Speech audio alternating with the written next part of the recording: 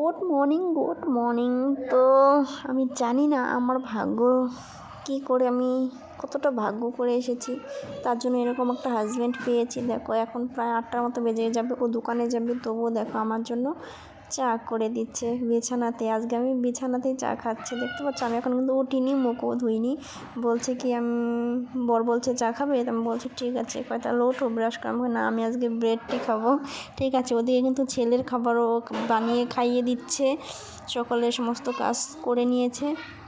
কাজ বলতে কি বাসি কাজ তো থাকে না, শুধু আমার উঠান ঘরটা ঝাড় দেওয়া, বাস এটুকু করে নেয়। ও রোজই করে। সত্যি বলতে আমি এরকম হাজব্যান্ড যাদের কপালে আছে না, তাদের ভাগ্যটা যে কত ভালো সেটা আমি বলে বোঝাতে পারবো না তোমাদেরকে। তো দেখো আমি শুয়ে শুয়েই চা খাচ্ছি, এখনও আমি ঘুম থেকে বিছানা উঠিনি, একদম শুয়ে শুয়েই চাটা আমি খেয়ে নিচ্ছি। তো আমি চাইবো প্রত্যেকটা মেয়ে যেন আমার মতো হাজব্যান্ড পায়।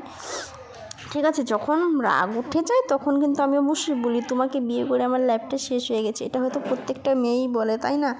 আমিও বলি তোমাকে বিয়ে করে আমার লাইফটা শেষ হয়ে মাঝে মাঝে ভাবি এরকম হাজব্যান্ড পাওয়া সত্যি ভাগ্যের ব্যাপার। তো তোমরা সবাই ভালো থেকো।